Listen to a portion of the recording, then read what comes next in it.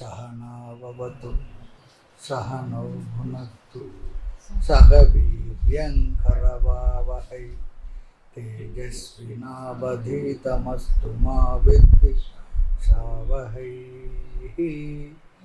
ओम शांति शांति शांति।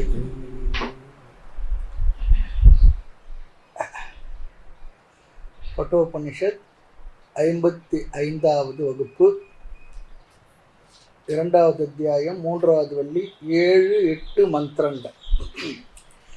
இந்திரியேபிய பரம் மனஹ மனசத்வம் உத்தமம் சத்வாததி மகானாத்மா மகதோ வியக்த உத்தமம் அவ்யக்தாத்து பரபுருஷः வியாபகோ லிங்க ஏவ ச யம் ஞாத்வா முச்யதே ஜந்துः அம்ருதத்வம் ச கச்சதி.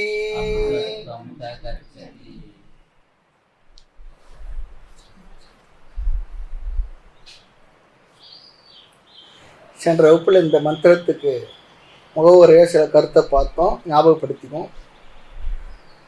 முதலாவது அத்தியாயத்தில் இந்த உபனிஷத்தில் 3வது வள்ளியில் 10, 11 2 மந்திரங்களாக வந்தது தான் இந்த 2வது அத்தியாயத்தில் 3வது வள்ளியினுடைய 7, 8 மந்திரங்கள். இது நம்ம பார்த்தோம்.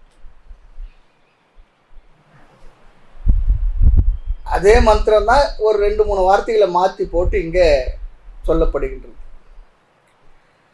இந்திரியங்களை காட்டிலும் மனம் மேலானது. இந்திரியம்னா தெரியும், நம்முடைய கண், காது, இந்த இந்திரியங்கள். இவைகளை விட மனமானது மேலானது. மனதை காட்டிலும் புத்தி மேலானது. புத்தியை காட்டிலும் சமஷ்டி புத்தி மேலானது. அப்போ முதல்ல பார்த்த இந்திரியம், மனமெல்லாம் வெஷ்டியில் பார்த்தோம். இங்கே சமஷ்டி. சமஷ்டின்னா மொத்தம், டோட்டல். சமஷ்டி புத்தியை காட்டிலும் காரண சரீரம் அல்லது மாயை மேலானது.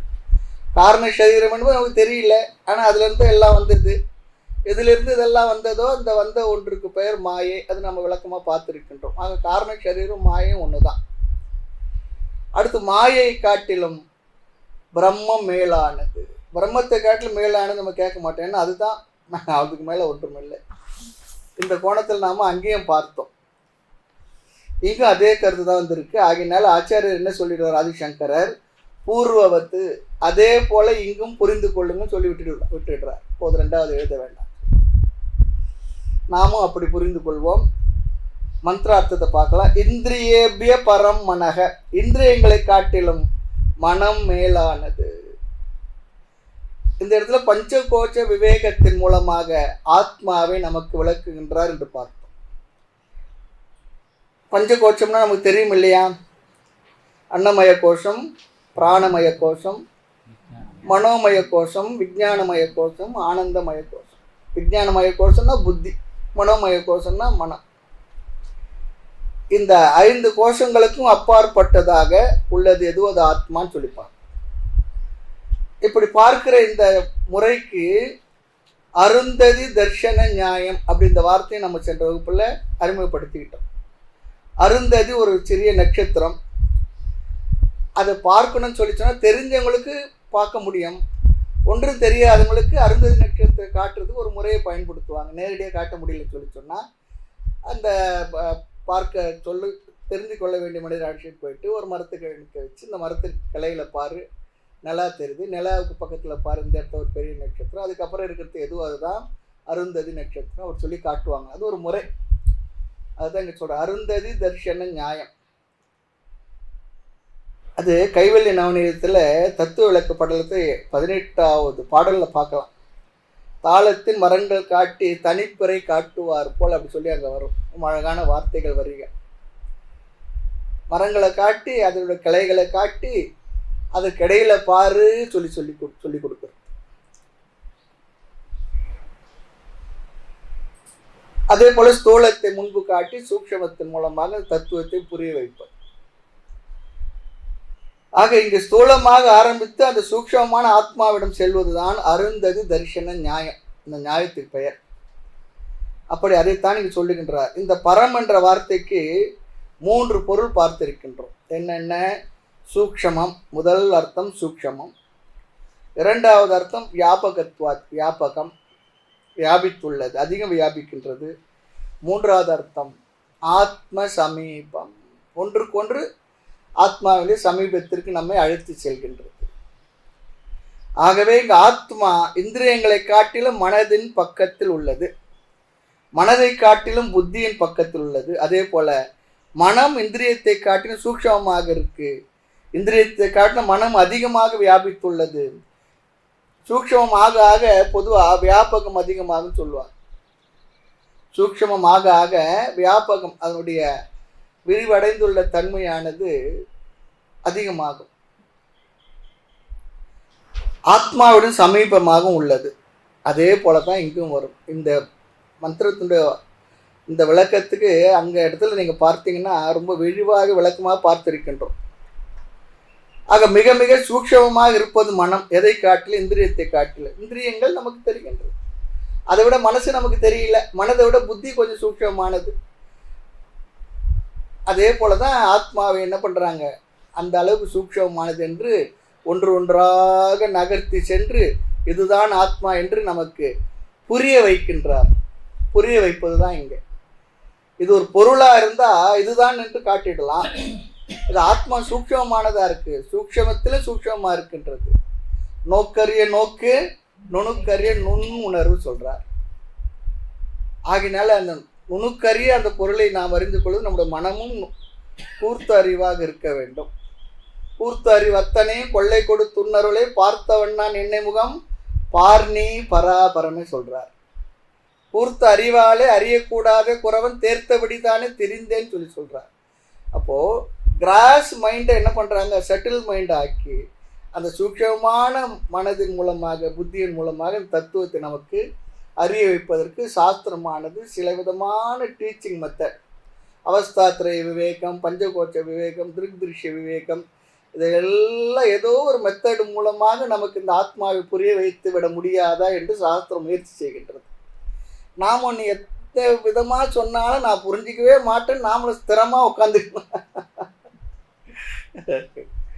கொஞ்சம் கவனமாக கேட்கணும், ஒன்று புரியலன்னா இன்னொன்று கேட்கணும், இல்லை அதையே கொஞ்சம் நன்கு சிந்திக்கணும். அப்படி இல்லைன்னா கொஞ்சம் ஏதோ கொஞ்சம் ஜபம் தியானம் எல்லாம் பண்ணி செய்து மனசை கொஞ்சம் ஸ்தூலமான மனசை சூக்ஷமாக்கணும், புரிஞ்சுக்கணும். ரொம்ப மனக்கடன் இதுக்கு மனது அளவில் முயற்சி பண்ணணும், அது ரொம்ப முக்கியமாக இருக்கு. ஆக இங்கே ரொம்ப அழகாக சொல்கிறார், மிக மிக சூக்ஷமாக இருப்பது மனம், எதை காட்டிலும் என்றால் இந்திரியத்தை காட்டிலும். ஆக மனசக சத்துவம் உத்தமம், இங்கு பரம் என்பதற்கு பதிலாக உத்தமம் என்ற சொல்லை பயன்படுத்துகிறார். மனசக மனதை காட்டிலும், சத்துவம் இதுவும் ஒரு புதிய சொல் நமக்கு இங்கே. இந்த அர்த்தம் சத்துவம் என்றால் இங்கு புத்தி என்று நாம் புரிந்து கொள்ளணும். சத்துவம்னா குணத்துக்கு போயிடக்கூடும், சத்துவம் சொல்லி சொன்னால் புத்தி இந்த இடத்துல அர்த்தம். உத்தமம் என்றால் பரம் மேலானது, மனதை காட்டிலும் புத்தி மேலானது. இனி நாம பஞ்சகோட்ச விவேகத்தில் ஒரு கருத்தை நாம் புரிந்து கொள்ள வேண்டும் என்று பார்த்தோம். இதையும் சென்ற வகுப்பில் பார்த்தோம் நினைக்கிறேன், இதனால் நான் மறுபடியும் பார்ப்போம். நம்முடைய ஒவ்வொரு கோஷத்தை நீக்கி கொண்டு வரும்பொழுது, நான் இந்த உடல் இல்லை, நான் இந்த மனதில்லை, நான் இந்த புத்தி இல்லை, அப்படிலாம் நீக்கி கொண்டு வரும்பொழுது இந்த ஒரு சரீரத்தில் இருக்கக்கூடிய அபிமானத்தை நாம் நீக்கும் பொழுது மற்ற எல்லா சரீரத்தில் இருக்கக்கூடிய அபிமானத்தை சேர்த்து நீக்கி விடுகின்றோம் அப்படி சொல்லி ஒரு அர்த்தம் பார்த்தோம். அப்படிதான் இங்க சொல்லப்பட்டிருக்கு. அடுத்து இன்னொரு தவறான முடிவுக்கு நம்ம வருவோமா, இந்த சரீரத்தை நாம் இந்த சரீரத்துக்கு ஒரு ஆத்மா இருக்குன்னு சொல்லி புரிஞ்ச பொழுது அப்போ இன்னொரு சரீரத்தை இன்னொரு ஆத்மா இருக்குன்னு சொல்லி புரிஞ்சுப்போம். சாங்கிய மதத்துல ஒவ்வொரு சரீரத்துக்கும் ஒரு ஆத்மா, ஆத்மா பல, அந்த கருத்து அங்க. ஆகவே எல்லா புத்தியும் என்ன பண்றாருங்க, எல்லா சரீரத்தையும் ஒன்று ஒன்றா ஒடுக்கிட்டு வரும்பொழுது புத்தி இடத்துல வரும்பொழுது மகான் ஆத்மா அல்லது சமஷ்டிக்கு கொண்டு வந்துடுறார். அப்படி சமஷ்டிக்கு கொண்டு வந்தால் தான் எல்லாமே ஒரே ஆத்மா என்ற கருத்தை நாம் பெற முடியும். ஆக எல்லா புத்தியும் எடுத்துக்கொள்ளப்பட்டது. மகான் ஆத்மா. ஆக தனித்தன்மையுடன் இண்டிவிஜுவலாக இருக்கக்கூடிய பஞ்சகோஷ விவேகத்தை செய்து பஞ்ச கோஷத்தை என்ன பண்றோம், ஒன்று ஒன்றாக புரிந்து நீக்கி கொள்கின்றோம். முதல்ல சேர்த்துக்கிறோம், பிற்பாடு ஒன்று ஒன்றாக நீக்கி இந்த வெஷ்டியிலிருந்து சமஷ்டிக்கு சென்று விடுகின்றார். ஏனென்றால் இது தனித்தனி இல்லை, மொத்தம், டோட்டல். அதைத்தான் இங்கு சத்வாத் என்ற வார்த்தையை சொல்றார். புத்தியை காட்டிலும் மகான் ஆத்மா சமஷ்டியில கொண்டு சேர்த்துறோம். மகான் ஆத்மான்ற சமஷ்டியில கொண்டு சேர்த்துடுறார். சொற்கள் தான் இங்கு வேறுபட்டுள்ளது. ஏனென்றால் மகான் ஆத்மா என்பதற்கு சமஷ்டி புத்தி என்று இங்கு அர்த்தம் தெளிவாக இல்லை என்றாலும் கூட, ஆனால் அதுதான் இங்கு அர்த்தமாக செய்து கொள்ள வேண்டும், பொருள்படுத்த வேண்டும். அப்பதான் சரியா வரும். அதி என்றால் இங்கு பரம், மேலானது என்று இங்கு பொருள். ஆக முன்பு இதை விட கொஞ்சம் தெளிவாக தான் பேசினார். இங்கே கொஞ்சம் டெக்னிக்கல் டேர்ம்ஸ் எல்லாம் இங்கே யூஸ் பண்ணுறாரு. ஏன் தெரியுங்களா? நம்ம இவ்வளோ தூரம் படிச்சுட்டு வந்துட்டோம் இல்லையா, இன்னும் 1ஆம் கிளாஸ் 2ஆம் கிளாஸ் பாடமே சொல்லக்கூடாது. ஆகினால கொஞ்சம் டெக்னிக்கல் டேர்ம்ஸை உபயோகப்படுத்துகிறார். கொஞ்சம் நல்லா தெரிஞ்சிருப்போன்றது அந்த வார்த்தையை சொல்லிட்டு போயிட்டார். ஆக மகான் ஆத்மா சொன்னால் சமஷ்டி புத்தி. நமது கோஷத்தை விட விட என்ன செய்கின்றன, மற்றவருடைய கோஷத்தில் இருக்கக்கூடிய அபிமானத்தையும் மற்ற சரீரங்கள் இருக்கின்ற அபிமானத்தையும் விட்டு விடுகின்றோம். இந்த ஒரு அன்னமய கோஷத்தில் அபிமானம் போனால் எல்லா கோஷத்திலும் இருக்கக்கூடிய அபிமானத்தை நாம் விட்டு விடுகின்றோம், விட்டு விடணும். அதே போல நம்முடைய ஒரு பிராணமய கோஷத்தை அபிமானத்தை விட்டால் எல்லா பிராணமய கோஷத்தை நாம் விட்டது போல நாம் புரிந்து கொள்ள வேண்டும், விட்டு விடணும். இங்கு புத்தி என்பது விஞ்ஞானமயம். விஞ்ஞானமய கோஷம்னா புத்திக்கு தான் சொல்லுவோம். ஆக மகான் ஆத்மா என்றால் சமஷ்டி விஞ்ஞானமயம் அல்லது சமஷ்டி சூக்ஷ்ம சரீர அபிமானி யாரு? ஹிரண்ய கர்ப்பன். அதையும் பார்த்தோம். நம்ம இதுக்கு முன்ன பார்த்தது எல்லாம் இப்போ இந்த இந்த பகுதி முழுக்க உபனிஷத் ஆசிரியர் நிறைவு செய்கின்றார். அதனால பழசெல்லாம் ஞாபகப்படுத்திக்கிட்டே வர்றார். ஆமாம், ஞாபகப்படுத்திக்கிட்டே வர்றார். ஆக மகத்தாக சொல்லிச்சுன்னா இரண்ய கர்ப்பன் அல்லது சமஷ்டி புத்தியை குறிப்பது. அவ்வியக்தம் மாயை, வெளித்தோற்றத்துக்கு வராதது. வியக்தம் என்றால் வெளித்தோற்றத்துக்கு வந்தது, மேனிஃபெஸ்ட் ஆனது. அவ்வியக்தம் என்றால் வெளித்தோற்றத்திற்கு வராதது. ஆக மகதக என்றால் இரண்ய கர்ப்பன், உத்தமம், மேலானது. தனி இண்டிவிஜுவல் புத்தியை விட டோட்டல் மொத்த புத்தி இருக்கு பாருங்க, அது உயர்ந்தது. சிற்றறிவு, பேரறிவு, அப்படி எடுத்துக்கலாம். அடுத்து 8வது மந்திரத்தை பார்க்கலாம். அவ்வியக்தாத்து பர புருஷக. இனி ஆத்மாவுக்கு வந்துடுறார். அவ்வியக்தத்தை காட்டிலும் புருஷக பரக. அவ்வியக்தாத், அவ்வியக்தாத் சொல்லி சொன்னா மாயையை காட்டிலும், காரணத்தை காட்டிலும் புருஷக. இங்க புருஷகன்ற முக்கிய ஆத்மா. பரக, மேலானது. அந்த மந்திரத்துல சா காஷ்டா சா பராகதிகி சொல்லி சொன்னார். புருஷான பரம் கிஞ்சித்து சா காஷ்டா சா பராகதிகி அப்படி சொல்லி சொன்னார். இப்படியே சொல்லிக்கொண்டு செல்லும் பொழுது புருஷனுக்கு மேல் ஏதாவது ஒன்று இருக்குமா என்றால் யம தர்மராஜா சொல்றார், புருஷா நா பரங்கிஞ்சித்து, புருஷனை காட்டிலும் வேறொன்றும் இல்லை. புருஷன் சொல்லினா அந்த பிரம்மத்தை காட்டிலும், முக்கிய ஆத்மாவை காட்டிலும் அதற்கு மேல் வேறொன்றும் இல்லை. அதுதான் காஷ்டா என்றால் அதுவே முடிவு, அதுவே முடிவு. பராகதி என்றால் அதுதான் நிறைவு அல்லது கடைசி சொல்லி அர்த்தம். அதற்கு மேல் வேறொரு சொல்ல இங்க சொல்றாரு. இங்க என்னன்னா, அந்த புருஷனே வியாபக, அனைத்திலும் வியாபித்திருப்பவர், அனைத்தையும் வியாபிப்பவர். தண்ணியா இருக்கும்போது சாலிடா தெரியுது, நீராவியானா தெரியல பாருங்க, கொஞ்சம் வியாபகம் அதிகமாக சூக்ஷமான. ஆனா இவர் எப்படி என்றால் அனைத்திலும் வியாபித்திருப்பவர், வியாபிப்பவர், ஆல் பர்வேடிங் சொல்றாங்க பாருங்க. எல்லாமாக எங்கும் நிறைந்திருப்பவர், நீக்கமர நிறைந்திருப்பவர். பார்க்குமிடம் எங்கும் ஒரு நீக்கமர நிறைகின்ற பரிபூரண ஆனந்தமே சொல்றார். பூரணம்னாவே அது நிறைவு, டோட்டல், முழுமை. பரிபூரணம் சொல்லி சொல்றார். எங்கன்னா எங்க பார்த்தாலும் எங்க இருக்குன்னா நீ தான் இருக்கிற, அதுதான் பரிபூரணம். ஆக இங்க அந்த சாகாஷ்டா சா பராகதி சொல்றது இந்த இடத்துல புருஷனே வியாபக, அனைத்தும் வியாபித்தவர், அனைத்திலும் வியாபித்தவர், எல்லா கோஷத்திலும் வியாபிக்கின்ற அந்த முழு முதல் புருஷனே என்னவா, மாயையை காட்டிலும் வேறானவர், மேலானவர். இந்த புருஷனை தெரிஞ்சுக்கிட்டா என்ன பண்ணலாம்? அதுக்கு அடையாளங்கள் எதுனா இருக்கா, குணங்கள் எதுனா இருக்கா? நெருப்பை தெரிஞ்சுக்கணும்னா புகையை பார்த்தா நெருப்பை தெரிஞ்சுக்கிறோம். நம்ம வீட்டில் இருக்க கேஸ் இருக்கான்னு சொல்லி தெரிஞ்சுக்கிட்டு என்ன பண்ணுறோம், அந்த வாசனை வச்சு கேஸை தெரிஞ்சுக்கிறோம். இதே ஒரு வாசனை வச்சுருக்கா. ஆகவே ஒரு பொருளை நேரடியாக பார்க்க முடியவில்லைன்னு சொன்னாலும் கூட யூகத்தினாலோ அல்லது தர்க்கத்தினாலேயோ ஒரு அடையாளத்தை கொண்டு பார்க்க முடியுமா என்று கேட்டால் ரொம்ப அழகாக சொல்கிறார். அலிங்கக ஏவச்ச, அடையாளமற்றது கண்டுகொள்ளவே முடியாததாக இருக்கின்றதா. லிங்கம் என்றால் அடையாளம், அலிங்கம் என்றால் அடையாளமற்றது. லிங்கம்னா என்ன? சிவனுக்கு அடையாளம் லிங்கம். லிங்கம் சொல்லிச்சுன்னா அடையாளம் சொல்லி அர்த்தம். ஆனால் அந்த லிங்கத்தை பார்த்த உடனே என்ன பண்ணுறோம், அந்த வடிவத்தை பார்த்தா சிவன் என்ற எண்ணம் நமக்கு வந்துடும், ஞாபகம் வந்துடும்.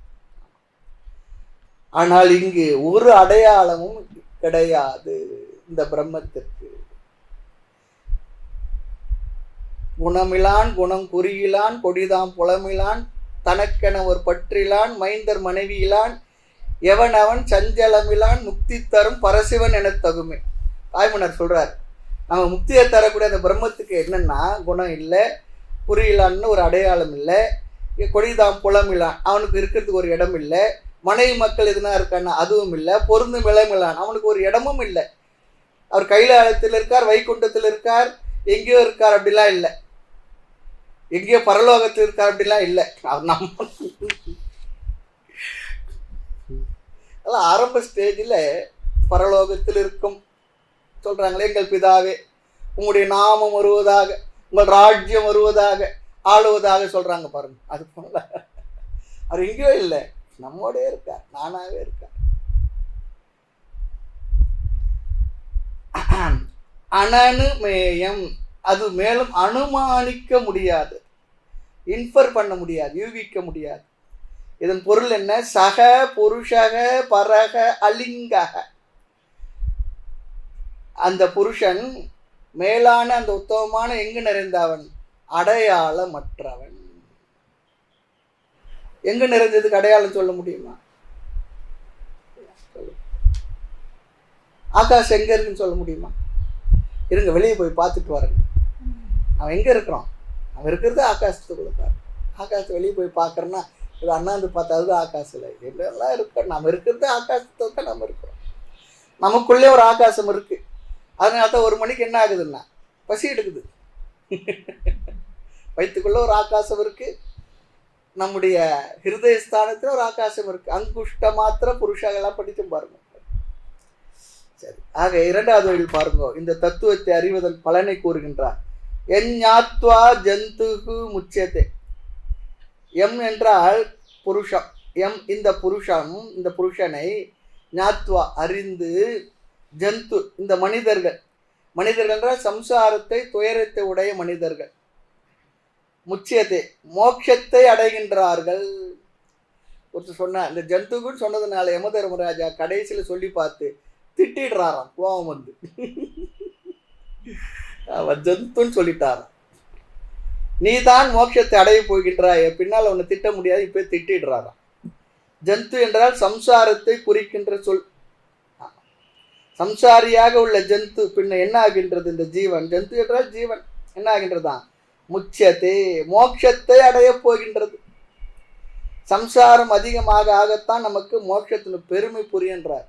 எவ்வளோ துயரம் இருக்கோ அப்போதான் என்ன பண்ண அந்த சுகத்தினுடைய தன்மை தெரியும். சொல்லுவாங்க, நிழலில் தான் வெயில் நறுமை தெரியுவாங்க. அது போல முச்சத்தை என்பது ஜீவன் முக்தியை குறிக்கின்ற ஒரு சொல். இப்பொழுதே உயிரோடு இருக்கும் பொழுதே என்னவா மோட்சம் என்றார். உயிரோடு இந்த உடலில் இந்த இவ்வளவு சூழ்நிலைகளோடு வாழ்ந்து கொண்டு இருக்கும் பொழுதே நம்முடைய மனதில் பெறுகின்ற ஒரு நிறைவு, அமைதி, ஆனந்தம், விடுதலை, அதுதான் மோட்சம் என்பது. அதுதான் ஆத்மா நித்திய முக்தனா தான் இருக்கு. அதுக்கு மோட்சமும் இல்லை, பந்தமும் இல்லை. பந்தத்திலே இருக்கிறது எதுன்னா மனசு தான். அந்த மனதில் இருக்கக்கூடிய எல்லா விதமான உணர்வுகளிலிருந்து கோபம், லோபம், மோகம், மதம், ஆச்சரியம், ஈரிசை, டம்பம், அகங்காரம், அசூயை, இப்படி சொல்லப்படுகிற எல்லா விதமான குணங்களில் இருந்தும் வஞ்சனை, பொறாமை, லோபம், வைத்த மனமாங்கிருமி, சேர்ந்த மலை பாண்டமும் வாஞ்சனை இல்லாத கனவை தாய்மலரும் சொல்றார். அல்லது பகவான் சொல்லுகின்ற 13வது அத்தியாயத்தை சொல்லக்கூடிய 7வது ஸ்லோகத்திலிருந்து 11வது ஸ்லோகம் வரைக்கும் சொல்லக்கூடிய அமானித்துவம், அதம்பித்வம், அகிம்சா, சாந்தி, ஆர்ஜவம், ஆச்சாரிய, உபாசன, சௌச்சம், ஸ்தைரியம், ஆத்ம விநிகிரக, இந்திரியாத்தேஷ் வைராக, அனகங்காரமேவச்ச, ஜென்ம, மிருத்து, ஜரா, வியாதி, துக்க, தோஷானு தர்ஷனம், அப்படியே சொல்லிகிட்டே போகிறார். 20 பண்புகள் சொல்கிறார். அப்புறம் தெய்வாசுர சம்பத் விபாக யோகம், அதில் சொல்லக்கூடிய 26 விதமான நல்பண்புகள். பிறகு தெய்வ அசுர சம்பத், இதெல்லாவற்றிலிருந்து விடுபட்டு இருக்கக்கூடிய மனநிலை, அதுதான் மோட்சம். நல்லா ஞாபகம் வச்சுக்கணும். மோட்சம் என்பது மனதில் உள்ள எல்லா விதமான உணர்வுகளிலிருந்தும் விடுபட்டு இருப்பது. எதனால்? நான் என்றும் உள்ள நித்தியமான ஆனந்த ஆத்மா என்று அறிவினார். அந்த ஆத்மாவிற்கு இவைகள் எதுவுமே கிடையாது என்று உணர்ந்து புரிந்து அதிலிருந்து விடுபட்டு இருப்பது ஒரு நிறைவு. அதுதான் பராங் சாந்தி. என்ன வார்த்தை ஒன்று போடலாம், அதுதான் மோட்சம், அதுதான் விடுதலை சொல்றார். ஆக காம குரோதங்களிலிருந்து விடுதலைன்னு சொல்லிடுறார் ஒரே வார்த்தையில். எப்பொழுது? எம் ஞாத்வா, இந்த புருஷனை அறிந்து இவன் முக்தி அடைகின்றான். புருஷன் என்றால் யார்? நான் தான் அந்த என்றும் உள்ள நித்தியமான ஆனந்த ஆத்மா என்ற அறிவினார். ஆக யாரிடமிருந்து முக்தி என்றால் கடைசியில் பார்த்தா நம்மிடமிருந்தே, நம்முடைய காம குரோதங்களில் இருந்தே நாம் விடுதலை அடைந்திருக்கின்றோம். ஆசை, கோபம், ஆசை, கோபம், களவு கொண்டவன், பேச தெரிந்த மிருகம், அன்பு, கருணை, கொடை, இதெல்லாம் இருக்க மனித வடிவில் தெய்வம், சினிமா பாட்டு தான். அதுபோல் இப்படிப்பட்ட தேவையில்லாத குணங்களிலிருந்தெல்லாம் விடுபட்டு, அந்த குணங்களுக்கு விடுபட்ட மனசு ஒரு அமைதி நிறைவு இருக்கும் பாருங்க. அப்படி விடுபட்டு இருப்பதை தான் இங்கே மோட்சம் என்று சொல்லுகின்றார். அதை அடைகின்றான்னு சொல்றார். ஆகவே நம்மிடமிருந்தே, நம்முடைய காமக்ரோத குணங்களிலிருந்தே முக்தி அடைய வேண்டும். அதை அவன் அடைகின்றான். பிறகு இருந்து அவன் இதிலிருந்தெல்லாம் விடுபட்டு வாழ்ந்து வரும் பொழுது அவன் இறந்து விடுகின்றான். எல்லாருக்கும் இறப்பு உண்டு. இறந்த பிறகு அவன் எங்கு செல்கின்றான்? இறந்த பிறகு அவன் எங்கு செல்கின்றான்? அமிர்தத்துவம் கச்சதி, பிறப்பில்லாத பெருநிலையை அடைகின்றான். மரணமில்லா பெருவாழ்வு, அதுதான் சொல்றான். மரணமில்லா பெருவாழ்வு வாழ்ந்திடலாம் கண்டீர், பொய்யுரையேன் புனைந்துரையேன் சத்தியம் சொல்கின்றேன், பொற்சபையில் சிற்சபையில் புகுந்தருணம் இதுவே. வள்ளலாரும் வாழ்க சொல்ற மரணமில்லா பெருவாழ்வு. மரணமில்லா பெருவாழ்வு சொல்லி சொன்னா இந்த உடல்ல இல்லை, இந்த உடல் இறந்துதான் போய்விட போகின்றது. ஆனால் என்ன? நான் என்றும் உள்ள நித்தியமான ஆனந்த ஆத்மா, ஆத்மாவிற்கு இறப்பில்லை, அதற்கு பிறப்பும் இல்லை. அப்படி புரிந்து கொள்வது. ஆக இந்த உடல் இறந்து விடுகின்றது. இறந்த பிறகு என்ன? பிறப்பில்லாத பெருநிலை. இது விதேக முக்தியை குறிக்கின்ற சொன்ன. முந்தி இந்த தேகத்தோடு இருந்தான், இப்போ தேகம் இல்லாமல் என்னவா இருக்கான்? தேகம் இல்லை என்றால் இந்த தேகம்தான் அவனை அந்த டோட்டல்ல சமஷ்டியிலிருந்து வரையறுத்து வைத்திருந்தது. இப்போ அந்த தேகம் சென்ற பிறகு என்ன ஆனது? முன் என்னவா இருந்ததோ அப்படியே இருக்கின்றது, பிரம்மமாக இருக்கின்றது. நம்மை வரையறுத்தது எது? வரையறுப்பு இல்லாத இந்த ஆத்மாவை வரையறுத்து வைத்தது இந்த உடல். அதுதான் உபாதி. இந்த வார்த்தையெல்லாம் பார்த்திருக்கின்றோம். உபாதி. அந்த விதேக முக்தி தேகம் சென்ற பிறகு அதனால தான் என்ன பண்றோம்? அப்படி ஒரு மகானா வாழ்ந்திருந்தா, அப்படிப்பட்ட ஒரு தேகத்தில் வசித்திருந்து நமக்கு இவ்வளவுலாம் உயர்ந்த நெறியை காட்டி அந்த மகான்களுக்கு என்ன பண்றோம்? அந்த தேகத்துக்கு ஒரு உயர்ந்தது ஒரு ஸ்தானத்தை கொடுத்து வைத்து நாம வழிபடுறோம். சமாதி செய்து வழிபடுறது நம்ம சம்பிரதாயத்தில் இருக்கு. அவர்கள் இணைக்கும் பொழுது அந்த குருஸ்தானத்திலிருந்து அவர்கள் நமக்கு உபதேசித்த அந்த நெறிமுறையெல்லாம் நம்ம ஞாபகப்படுத்துகிறோம், மதிக்கின்றோம், போற்றுகின்றோம், வாழ்த்துகின்றோம், வழிபடுறோம். அதெல்லாம் நம்ம சம்பிரதாயத்தில் வந்து இருக்கின்றோம். ஆக இது விதேக முக்தியை குறிக்கின்றது. இறந்த பிறகும் மரணமற்ற பெருநிலை அடைகின்றான். ஏன் இந்த வார்த்தை இங்கே சொல்கிறோன்னு சொன்னா, மனிதர்கள் இறந்த பிறகு என்ன ஆகின்றார்? அதுதானே கேள்வி. மரணத்திற்கு பின்னால் பிறகு. உபனிஷத் புஸ்தகத்தை அப்படிதான் போட்டிருக்கேன், மரணத்திற்கு பிறகு. ஆமாம், இறப்புக்கு பிற்பாடு சில பேர் ஒருவனுக்கு வாழ்க்கை இருக்குன்னு சொல்றாங்க, ஒருவனுக்கு இல்லைன்னு சொல்றாங்க. அதை பற்றி உண்மையை சொல்லுங்க தான் எடுத்த உடனே கிராஸாக ஒரு கேள்வி கேட்டு வச்சான் நச்சிகேதன் யமதர்மராஜா அடுத்த. ஆக அவன் இருக்கும் பொழுதும் நிறைவான மனதோடு ஜீவன் முக்தனாக இருக்கின்றான். இறந்த பிறகு விதேக முக்தன். ஜீவன் முக்தன் சொல்லி சொன்னா வாழ்ந்து கொண்டிருக்கும் பொழுது, எங்கு வாழ்ந்து கொண்டிருக்கும் பொழுது? இந்த உலகில், இந்த உடலில், இந்த மனதோடு இருந்து வாழ்ந்து கொண்டிருக்கும் பொழுது அவன் முக்தனாக, விடுதலை பெற்றவனாக. ஆக இதற்கு முன்னே இந்த பலனை சொல்லலை, இதுக்கு முன்னே சொன்ன மந்திரத்தில். ஏனென்றால் அங்கு உபதேச பிரதானமாக இருந்தது, இங்கு உபசம்ஹாரம் முடிவுரை. ஆகவே இங்கு பலனை சொல்ல வேண்டிய அவசியம் இருக்கின்றது. அதான் சொல்றேன், முடிவுரையில பிரயோஜனத்தை சொல்லணும் என்ற ஒரு முறை இருக்கின்றது. ஆகவே முக்கியத்துவம் இங்கு பிரயோஜனத்தில் வருகின்றது. ஆகவே பிரயோஜனத்தை சொல்லி ஆத்மானாத்ம விவேகம் செய்து பஞ்சகோச்ச விவேகத்தை சொல்லி இங்கு நிறைவு செய்கின்றார். இனி அடுத்த மந்திரம், 9வது மந்திரம். ந சந்திருஷே திஷ்டதி ரூபமஸ்யஹ, ந சந்திருஷே திஷ்டதி ரூபமஸ்ய, ந சக்ஷுஷா பஷ்யதி கச்சனைனம், கிருதா மனிஷா மனசா விக்ருப்தஹ, ஏதத் விதுர் அமிர்தாஸ்தே பவந்தி.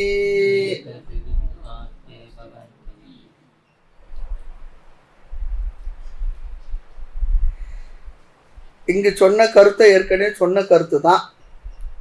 இந்த மந்திரத்துடைய சாரம் என்ன? பிரம்மத்தை அடைய வேண்டுமென்றால் மிக மிக சூக்ஷ்மமான புத்தி தேவை.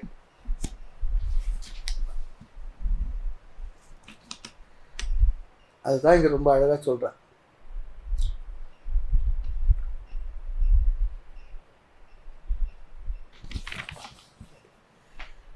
மிக மிக சூக்ஷ்மமான புத்தி தேவை. அந்த சூக்ஷ்மமான புத்தி இருந்தால் தான் பஞ்சகோச்ச விவேகம் செய்து பிரம்மத்தை அறிய முடியும். இங்க நாம அத்வைத சித்தாந்தத்தை சொல்றதெல்லாம் புரிந்து கொள்வது.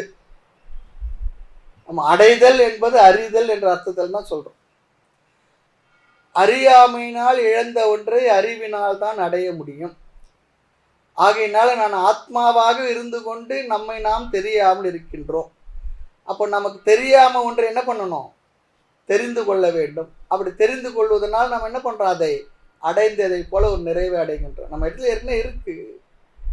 அது இருக்கிற பொருள் நமக்கு எங்க இருக்குன்னு தெரியல. இப்போ அது சொல்லுவாங்க, கழுத்துல போட்டிருக்க மாலை நம்ம கழுத்துலயே இருக்கு. ஆனா நான் உணரல, தெரியல, எங்கெங்கோ பார்க்குறோம், தேடுறோம். சில நேரம் இப்போ இருக்கிற உதாரணம் தெரியுங்களா, செல்போனை கையில் வச்சுட்டு செல்போனை தேடிட்டுருவோம் பேசிக்கிட்டு. அப்படிலாம் நடக்கும். அப்போ அது எங்க இருக்குன்னு தெரியல, அதனால எழுந்தது போல தெரிகின்றது. தெரிஞ்ச உடனே என்ன ஆகின்றது? அப்போ நம்ம இடத்துல இருப்பதே என்ன ஆகின்றது? அறிவினால் அடைந்ததை போல ஒரு அனுபவம் வருகின்றது. என்னுட்கலந்தா யான் அறியாது இருந்தா இறைவா இனி என்ன சொல்றார். என்னையே எனக்கு கழித்தன் தாய்மன்னர் சொல்றார். வேற எங்கேயோ இருந்து போய் ஏதோ கொண்டு வந்து ஆத்மா எதுன்னு சொல்லிட்டு ஒரு பெட்டியில போட்டு ஒரு கண்ணாடி கிளாஸ்ல போட்டு எடுத்து வந்து நம்ம கிட்ட காட்டி இதுதான் பண்ணின்னு சொல்லலை. நானாக இருந்து கொண்டு என்னை நான் அறியாமல் இருந்தேன், பிறகு நான் தான் அதுவாக இருக்கின்றேன் என்று உபதேசத்து மூலம் புரிய வைத்த பிற்பாடு என்ன ஆகின்றது? நம்மைத்தான் நாம் அடைகின்றோம். எவ்வளோ தூரம் டிராவல் பண்ணாலும் டிராவல் பண்ணி கடைசி என்ன அடைகிறோம்? தேடினேன் தேடி, இல்லையா, வாடினேன் வாடி, நாடினேன் நாடின்னு சொல்றார். கடைசியில் என்னன்னா, தேடினேன் தேடோனா தேவனை தேடி என்னுள்ளே கண்டு கொண்டேன்னு சொல்றார். அன்னை போலும் அருள்மிகுக்கும் மண்ணு ஞான வரதனை என்னையே எனக்கு அளித்த நின்னை யானு நினைவன். என்னைத்தான் எனக்கு தந்தார், என்னை நான் தெரிஞ்சுக்கல, அது என்னத்தான் நீ தான் அதுன்னு சொல்லி எனக்கு புரிய வைத்தார். ஆகவே இங்கு அறிதலே அடைதல் என்கின்ற அர்த்தத்தை அந்த அர்த்தத்தில் நம்ம பயன்படுத்துவோம். என்னிடத்துல இருக்கிறத நான் அறியாமனா எழுந்திருக்கேன், அறிய வந்த ஒரு பாடு அதை என்ன ஆகின்றது? அறிந்து கொண்ட ஒரு பாடு அடைந்ததை போல ஒரு நிறைவு வருகின்றது. நம்ம பேக்கெட்லேயே ஏதோ பைசா இருக்கும், எங்கேயும் வச்சுட்டு எங்கெங்கே தேடுறோம், கடைசியில் பார்த்தா இருக்கிறது தெரிஞ்சது. அப்போ என்ன ஆகுறது? என்னிடத்துல தானே இருந்தது. அப்போ இங்கே எதனால் அதை இழந்தேன்? என்னிடத்துல இருக்குன்றது தெரியாதனால இழந்தது போல ஒரு மனநிலை. அப்புறம் என்னிடத்துல இருக்கிறது தெரிஞ்ச பிற்பாடு அவ்வளோதான். அது நான் தான் அந்த ஆத்மாவாக இருக்கேன் தெரியல, இப்போ நான் தான் அதுவாக இருக்கேன்னு தெரிஞ்சது. அப்போ இங்கே அடைஞ்சமா அறிஞ்சமா? அறிதல் தான் நிகழ்ந்தது. அறிதல் தான் நிகழ்ந்தது.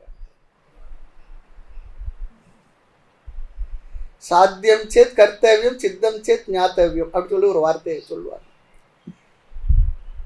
ஆமாம், அறியாமையில் இழந்ததை அறிவால் நாம் அடைய வேண்டும்.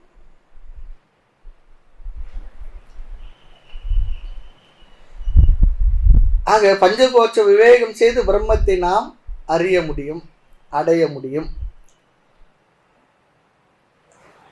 சூக்ஷமதியால் அறிந்து தோஷம் அறிவே சொல்றார்.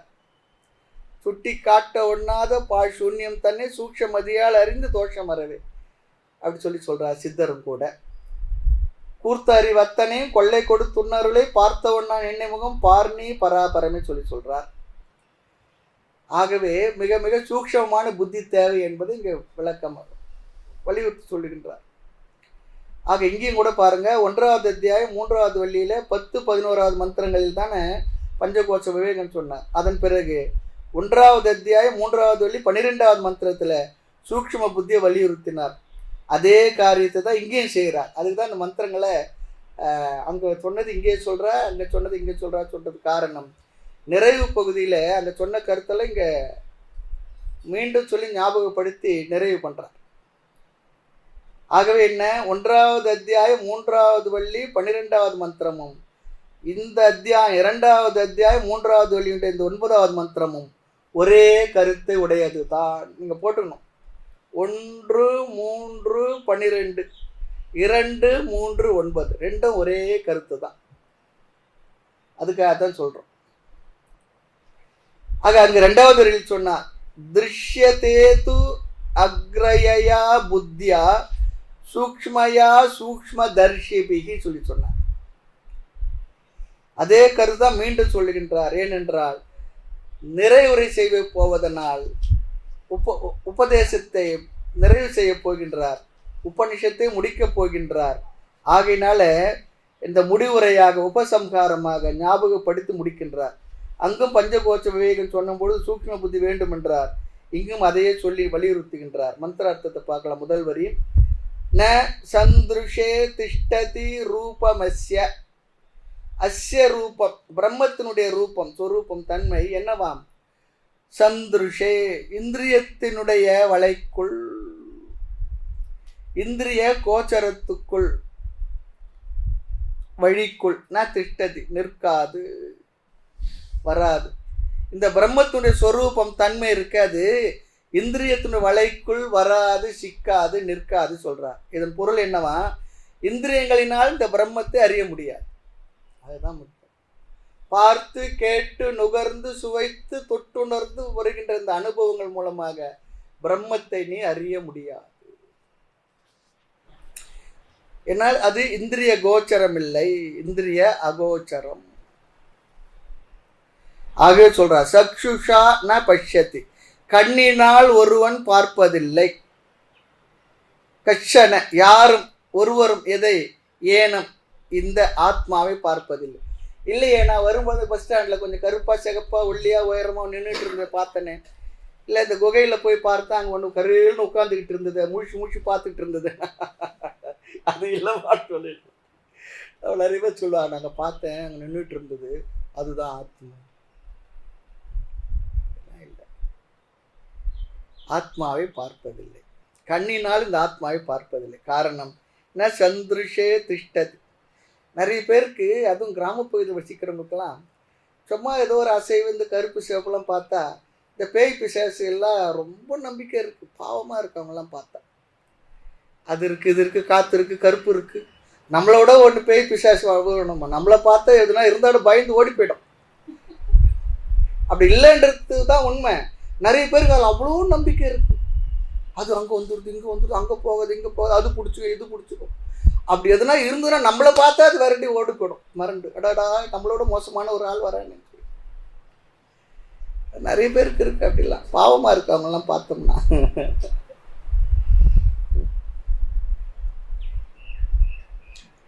ஏனம், இந்த ஆத்மாவை பார்ப்பதில்லை, கண்ணினால் இந்த ஆத்மாவை பார்ப்பதில்லை. காரணம் ந சந்திரிஷே திஷ்டதி, இந்திரியத்தின் எல்லைக்குள் அது வருவதே இல்லை. இந்திரிய அகோச்சரம், அதனுடைய ஜூரிஸ்டிக்ஷன்ல அது வராதான். இந்திரிய ஜூரிஸ்டிக்ஷனுக்குள்ள பிரம்மம் வராது. எங்கன்னா போனோமா எதனா கம்ப்ளைண்ட் கொடுத்தா அது எங்க ஏரியா இல்லை, அது அது அங்க அந்த இடத்துக்கு போட்டுட்டோம். அது போல இது அதனுடைய எல்லைக்குள்ள இது வராதுன்னு சொல்றேன்.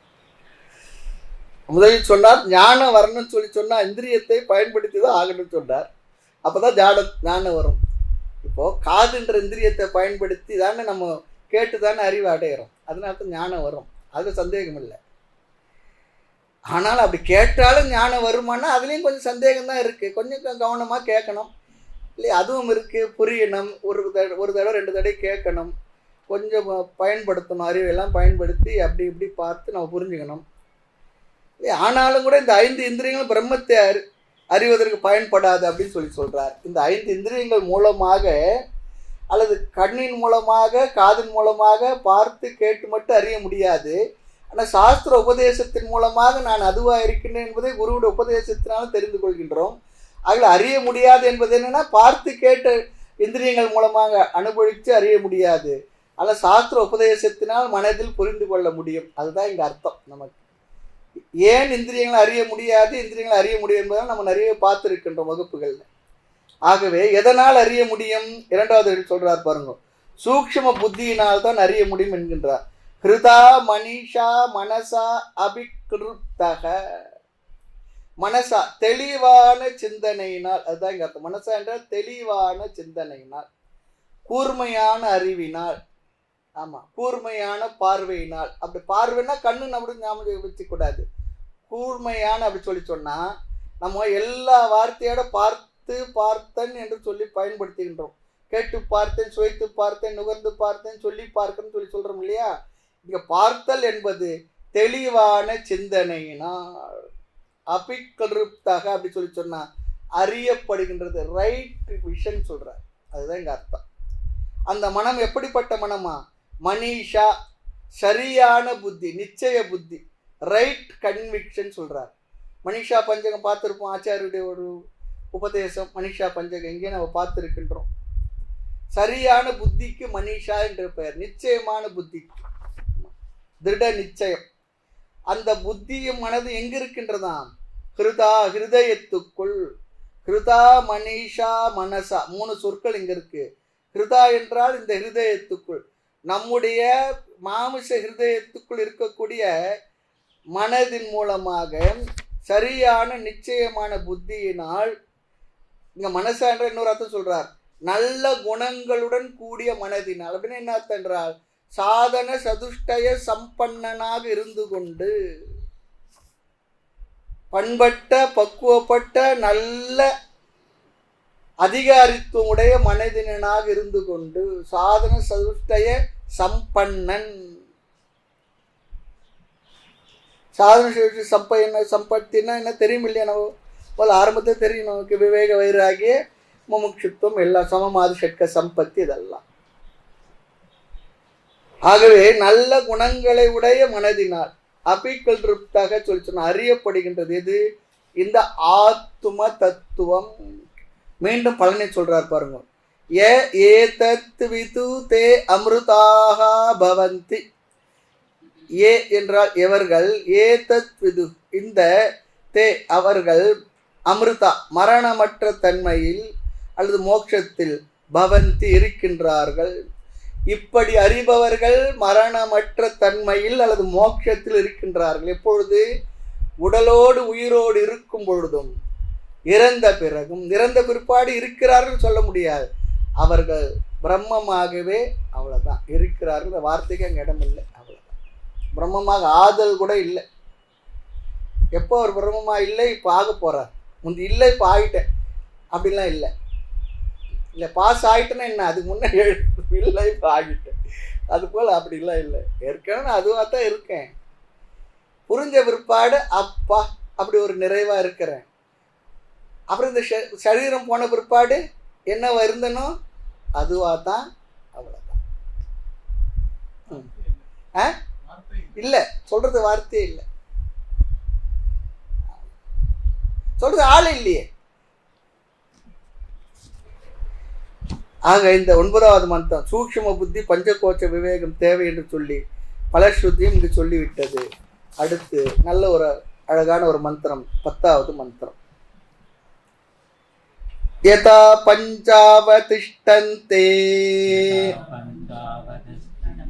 ஞானானி மனசா சஹ புத்திச்சன விசேஷ்டதி தாமாகு பரமாம் கதிம்.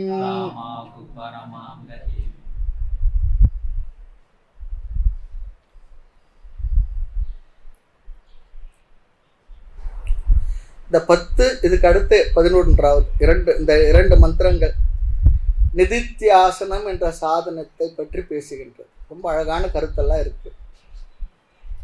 யம தர்மராஜா தான் இதுவரை உபதேசித்த உபதேசத்தை முடிக்கப் போகின்றார். நிதித்தியாசனம் சொல்லி வந்ததுன்னா ஞான யோக சாதனங்கள்ல நிறைவான சாதனம் ஸ்ரவணம், மனனம், நிதித்தியாசனம். அதுக்கப்புறம் ஒரு சாதனம் இல்லை.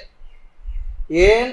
தான் பெற்ற அறிவில் நிலை பெற்று விட்ட பிறகு அவன் மோட்சன் ஆகி விடுகின்றான், ஸ்தித பிரஜன் ஆகி விடுகின்றான். அதன் பிறகு செய்வதற்கு ஒரு சாதனமும் இல்லை. அப்ப நிதித்தியாசனத்தை சொல்றாங்கன்னா வேதாந்த உபதேசத்தை நிறைவு செய்ய போகிறார்னு அர்த்தம். ஆக ஏற்கனவே நமக்கு ஆத்மாவை பற்றி அறிவானது கொடுக்கப்பட்டது. நச்சிகேதன் ஒரு கேள்வியை கேட்டான். அதற்கு விளக்கமாக பல கருத்துக்களை சொல்லி ஆத்ம தத்துவம் இங்கு சொல்லி நிறைவு செய்யப்பட்டது. இனி இறுதியான சாதனம் நிதித்தியாசனம். நிதித்தியாசனம்னா என்ன? ஞானத்தில் இருந்து ஞான நிஷ்டையை அடைவதற்கு செய்கின்ற மார்க்கம் சொல்லி அர்த்தம். அறிவு இருக்கு, அந்த அறிவில் நிலை பெறுவதற்கு செய்கின்ற சாதனத்துக்கு பெயர்தான் நிதித்தியாசனம். ஆக நிதித்தியாசனத்துல புதிய அறிவு எதுவும் இல்லை. குருவிடத்திலிருந்து சந்தேகமில்லாமல் பெற்ற ஸ்ரவண மனனத்தில் பெற்ற அறிவில் நிலை நிற்பதற்கு செய்கின்ற ஒரு சாதனத்துக்கு பெயர் தான் நிதித்தியாசனம். அடுத்த ஸ்லோகங்கள ஸ்ரத்தையை பற்றிலாம் சொல்ல போகின்றார். பிறகு பலஸ்ருதியுடன் உபனிஷத்தை இங்கு முடிப்பார். ஆகவே இதுவே இந்த உபனிஷத்தில் சொல்லுகின்ற இறுதி சாதனம். அடுத்து நிதித்தியாசனம் என்றால் என்ன மீண்டும் நாம் பார்க்கணும். சாஸ்திரத்தின் மூலமாக, குரு மூலமாக சாஸ்திர கருத்துக்களை கேட்ட பிறகு நான் என்ற சொல்லுக்கு ஒரு புதிய அர்த்தத்தை நாம் தெரிந்து கொண்டிருப்போம். உண்மைதானே? இதுவரை நான் என்பதை இந்த உடலாக மனதாக வேறு எதுவாக நினைச்சிட்டு இருப்போம். குருவானவர் என்ன சொல்லிட்டார்? சாஸ்திரத்தின் மூலமாக நீ ஆத்மா என்ற ஒரு புதிய வார்த்தையை அறிமுகப்படுத்தி என்ற, அதாவது ஆரம்பத்தில் சொல்றேன். இப்போ நம்ம ஆத்மாவை நிறைய தெரிஞ்சுக்கிட்டு இருக்கிறோம். நீ ஆத்மா என்று ஒரு வார்த்தையை சொல்லி நீ அதுவாக இருக்கின்றாய் என்று தெளிவாக லட்சணங்கள் மூலமாக நமக்கு அழகாக விளக்கி சொல்லிவிட்டார்.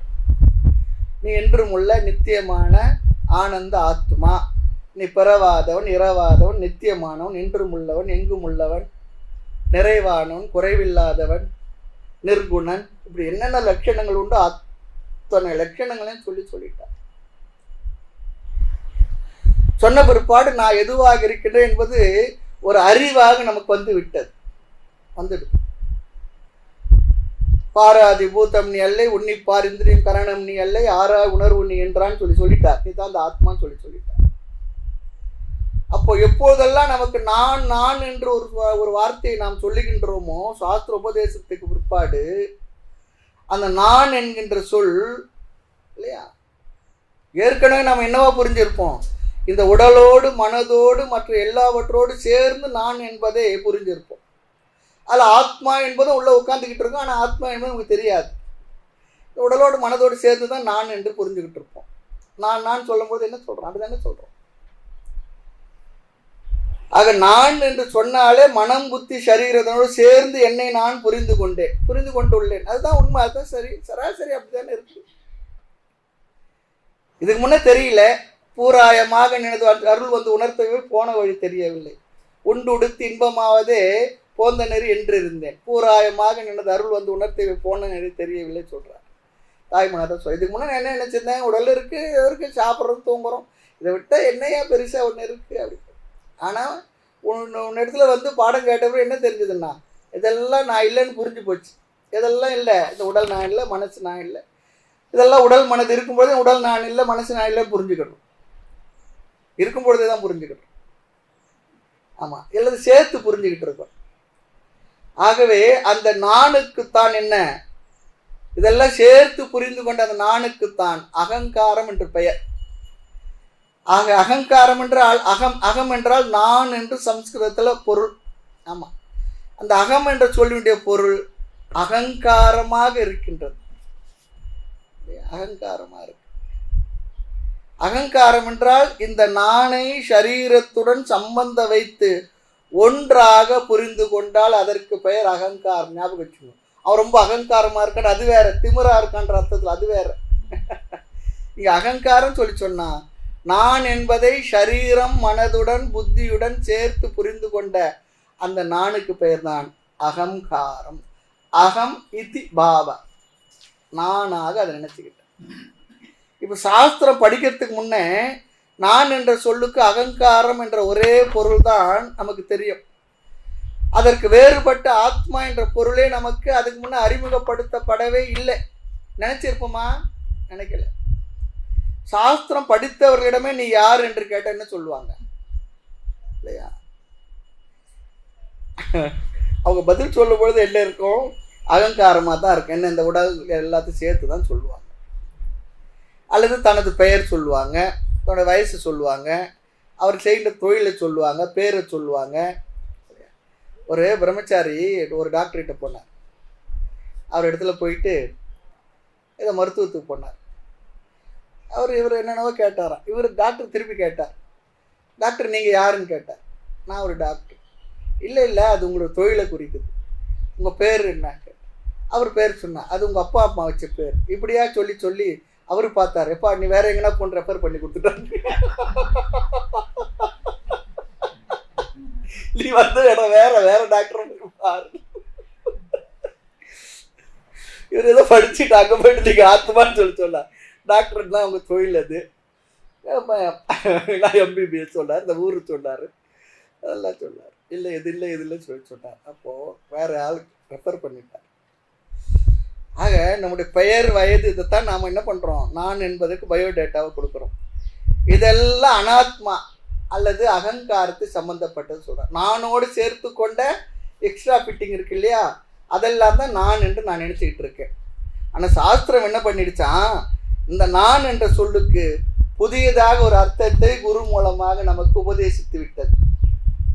அதுதான் நாம் சாஸ்திரத்திலிருந்து தெரிந்து கொள்ள வேண்டியது, அதுதான் நாம் எடுத்துக்கொள்ள வேண்டிய ஒரு விஷயம். அது என்ன? சாஸ்திரம் படித்த பிற்பாடு நான் என்ற சொல்லுக்கு என்ன பொருள் கொடுக்கணுமா, பொருள் எடுக்கணும். இந்த உடல் மனம் இவைகளோடு நாம் இருந்து கொண்டிருந்தாலும் இவைகளுடன் சம்பந்தப்படாத சுத்தமான ஆத்மா நான் என்ற ஒரு கருத்தை நாம் சாரமாக புரிந்து கொண்டிருக்கணும். சாஸ்திரம் படித்ததனுடைய விளைவு என்ன? மற்ற விஷயங்கள் எல்லாம் விட்டு நான் ஆத்மா என்ற அர்த்தத்தை நம்முடைய மனதில் மைய கருத்தாக புரிந்து கொள்ள வேண்டும். அதுதான் இங்க முக்கியம். அதுக்காக தான் சாஸ்திரம் படிக்கிறது. இந்த மனம் உடலுடன் நான் இருந்தாலும் கூட இவைகளுடன் சம்பந்தப்படாத ஆத்மஸ்வரூபம் என்று நாம் புரிந்து கொள்ள வேண்டும். நான் அறிவு சொரூபம், ஆனந்த சொரூபம் என்றும் புரிந்து கொள்ள வேண்டும். ஆக இந்த ஞானம் எப்படி வந்தது? குரு மூலமாக சாஸ்திரத்தை கேட்டதனால் வந்து. அதுக்கு முன்னே வரல, யாருமே எனக்கு அதெல்லாம் சொல்லி கொடுக்கல அதுக்கு முன்ன. ஆக இந்த ஞானத்தை, நான் ஆத்மா என்ற ஞானத்தை அடைந்த பின்பும் கூட இந்த உடல் மனம் இந்திரியங்கள் இதெல்லாம் போயிடுமா? இருக்கும், அது இருக்கத்தான் இருக்கும், போகாது. அப்படி இந்த உடல் மன இந்திரியெல்லாம் போயிடும்னா யாருன்னா இந்த ஆத்ம ஞானத்தை கேட்கறதுக்கு வருவோமா? வரமாட்டோம். வந்து ஏமாந்து தெரியாம இந்த ஆத்ம ஞானம் வந்து எதனா ஆயிட்டுதுன்னா என்ன பண்ணேன்னா, வேதாந்த வகுப்பு முன்னே நிறைய ஆம்புலன்ஸ் தான் நிற்க வைக்கணும். உடல் பலத்து இருக்கத்தான் இருக்கும். ஆகினால் இந்த ஸ்தூல உடல் மனதை அழித்த பிறகு நான் ஆத்மா என்கின்ற ஞானம் வருதா? அது இருக்கும் பொழுதே உண்மையில் அது நான் இல்லை என்று நாம் புரிந்து கொள்கின்றோம். அழிகின்ற இந்த உடலில் நான் இருந்தாலும், மாறுகின்ற இந்த உடலில் நான் இருந்தாலும், அழியாத மாறாத நித்தியமான ஆனந்த ஆத்மா என்ற அறிவை நமக்கு சாஸ்திரம் கொடுக்கின்றது. ஞாபகம் வச்சுக்கணும். அழிகின்ற இந்த உடலில் நான் இருந்தாலும், மாறுகின்ற மனதில் நான் இருந்தாலும், நான் அழியாத மாறாத ஆனந்த ஆத்மா சொல்லுவாங்க. கெட்டு போற பால்ல கெடாத நெய் எப்படி இருக்கின்றதோ அது போல ஒரு வார்த்தை உதாரணம் சொல்லுவாங்க. பால் ஒரே நாள்ல கெட்டு போகுது, ஆனா நெய் அதை உருக்கி எல்லாம் பண்ண என்ன ஆகின்றது? உர விட்டு தயிராக்கி அதை மோராக்கி அதை கடைஞ்சி எடுத்தா வெண்ணெயாக்கி பிற்பாடு நெய்யா வருது. அதுபோல அழிகின்ற இந்த உடலில் நான் இருந்தாலும், மாறுகின்ற இந்த உடலில் நான் இருந்தாலும், மாறாத அழியாத ஆனந்த ஆத்மஸ்வரூபம் நான்.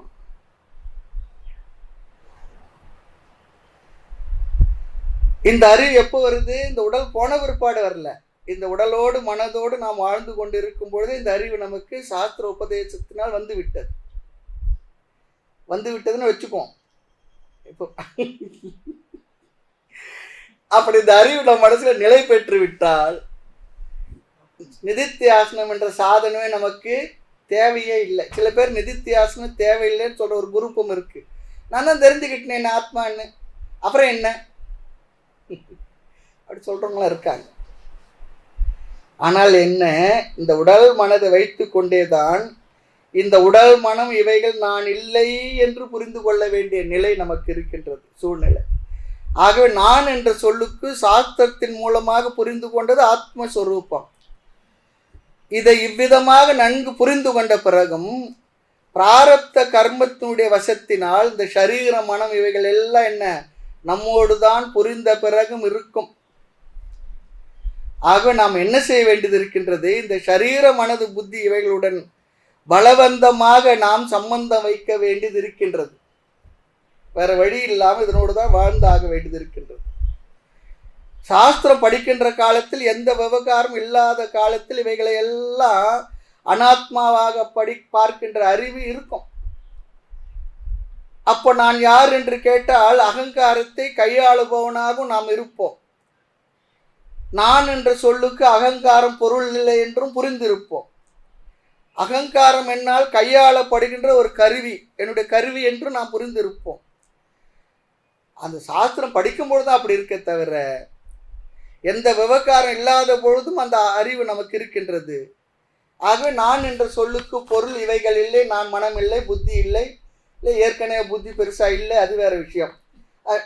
நான் இந்த அகங்காரம் இல்லை, அதெல்லாம் நமக்கு தெரிகின்றது. பாராதி பூதம் நீ அல்லை, உன்னி பார் இந்திரியம் கரணம் நீ அல்லை, ஆரோ உணர்வு நீ என்றான் ஐயன் அன்பாய் உரைத்த சொல் ஆனந்தன் தோழி. அதெல்லாம் புரிஞ்சு விட்டது. புரிஞ்ச பிற்பாடு இந்த அகங்காரம் மமகாரத்தோடு தான், இந்த மனசோடு உடலோடு தான் இந்த உலகத்தில் எல்லா விதமான சூழ்நிலைகளிலும் வாழ்ந்து கொண்டு தான் இருப்போம். ஆக இந்த அகங்காரத்தை சாஸ்திரம் படித்த பிற்பாடு நான் தனியாக இருக்கும்போது ஒழுங்காக கையாண்டுடுவேன். மற்ற நேரங்களில் இந்த அகங்காரத்தை நான் கையாளும் பொழுது எப்படி இருக்கின்றேன்? அதான் சொன்னேன், அகங்காரத்தை நாம் கருவியாக கையாண்டால் நான் முக்தன். அகங்காரம் வேறு நான் வேறு என்று பிரித்து அகங்காரத்தை ஹேண்டில் பண்ணுவோம். இந்த அகங்காரம் பொய் என்று தெரிந்து விட்டது. அகங்காரத்தை பயன்படுத்தி தான் இந்த ஞானத்தை நாம் அடைந்திருக்கின்றேன். பின் என்ன செய்கின்றோம்? இந்த அகங்காரத்தை பொய் என்றும் தெரிந்து கொண்டோம். ஆனால் செயல்களில் விவகாரங்களுக்குள் நாம் செல்லும் பொழுது என்ன ஆகி விடுகின்றது? நான் பல காலமாக காலங்காலமாக ஜென்மாந்திரமாக என்னுடைய மனதில் பதிந்திருக்கக்கூடிய வாசனைகள், விவகாரங்கள், அது மீண்டும் மீண்டும் என்னை என்ன பண்றது? இந்த உடல் மனதிலேயே கொண்டு போய் உட்கார வச்சு பொய்யென்று அறிந்தும் போக ஒட்டாதைய இந்த வையங் கனமயக்கம் மாற்றாய் பராபரமே. தாய்மன்னர் சொல் நல்லா தெரிஞ்சிடுது. உண்மையிலே பொய் தான் தெரிகின்றது, ஆனால் என்னால் போக முடியல சொல்றார். தெரியுது போக வழியும் இல்லை, பாதி சிக்குது சிக்குது வாழை பெண்ணே சொல்றாரு சித்தருக்கு. நல்லா தெரியுது, ஆனால் என்னால் அதை தாண்டி போக முடியல. அதுக்கு என்ன காரணம்? பல காலமாக நான் என்னை இந்த உடல் மனதாக புரிந்து கொண்ட அந்த அகங்காரம் இருக்கு, அது பயில்வானா இருக்கு. இப்போ நான் பெற்ற இந்த மனம் புத்தி சித்தெல்லாம் நான் இல்லை, உண்மையில் நான் ஆனந்த ஆத்மஸ்வரூபம் என்ற புரிந்த அறிவு நோஞ்சானா இருக்கு. சினிமாவில் வேணும்னா ஒரு பெரிய பயில்வான் வருவார், அவர் ஹீரோ ஒல்லியா இருப்பார், ஒரு குத்து விட்டால் அவ்வளோ பெரிய பயில்வான் விழுந்துடுவார், பைசாக்காக விழுந்துடுவார். அது வேற.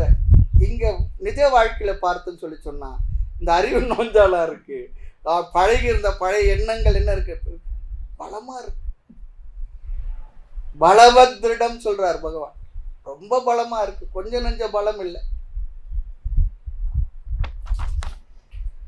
ஆக சாஸ்திரத்தை படித்த பிறகு நாம் இந்த அகங்காரத்தை கையாளுகின்றோம்.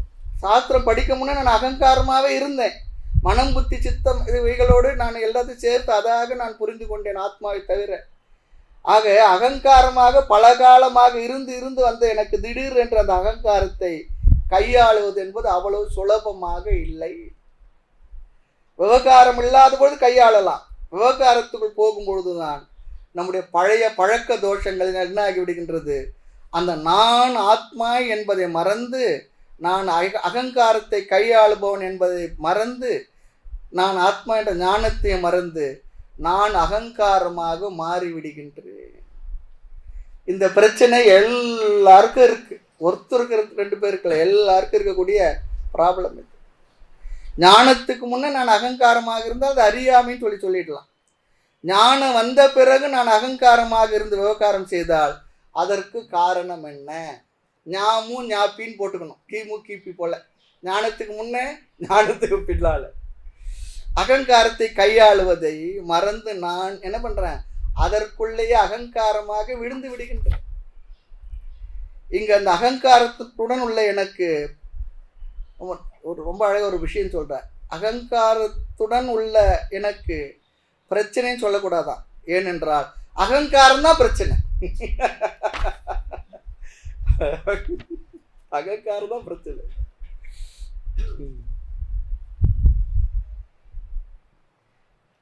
இன்னொன்னு இருக்கு, அகங்காரத்துக்கு சம்சாரம் இல்லை, அகங்காரம் தான் சம்சாரமாவே இருக்கின்றது. அகங்காரத்தை நான் கையாண்டு கொண்டிருக்கும் வரை துயரம் இல்லை, சம்சாரம் இல்லை.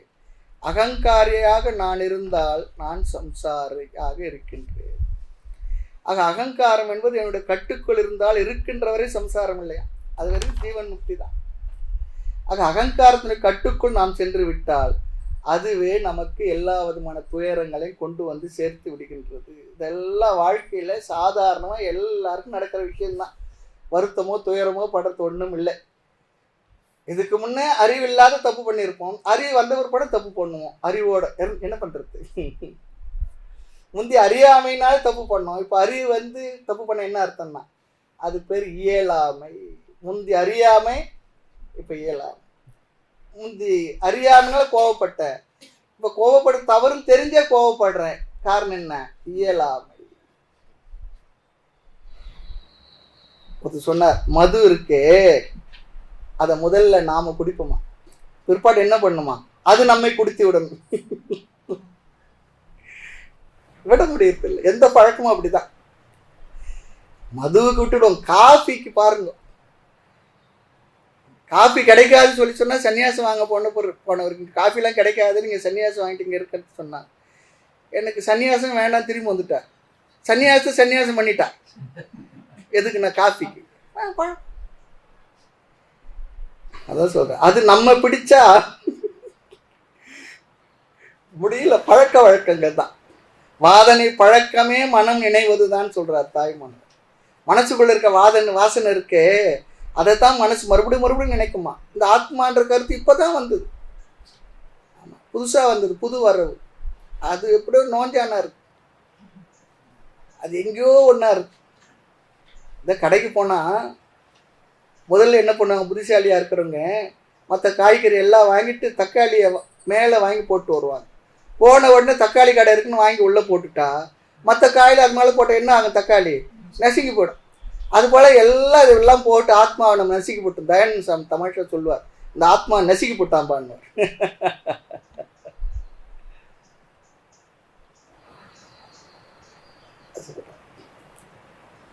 சில பழக்கங்கள் அப்படிதான் இருக்கு. ஆனா இப்பெல்லாம் குடிக்காரர் சொல்லக்கூடாதான், மது பிரியர் சொல்லணும். என்ன பண்ணலாம்? ஆக எந்த ஒரு பழக்கம் நம்ம கட்டில் இருந்தால் நாம முக்தந்தான். ஆனா கொஞ்ச நேரம் தான் இருக்க முடியுது.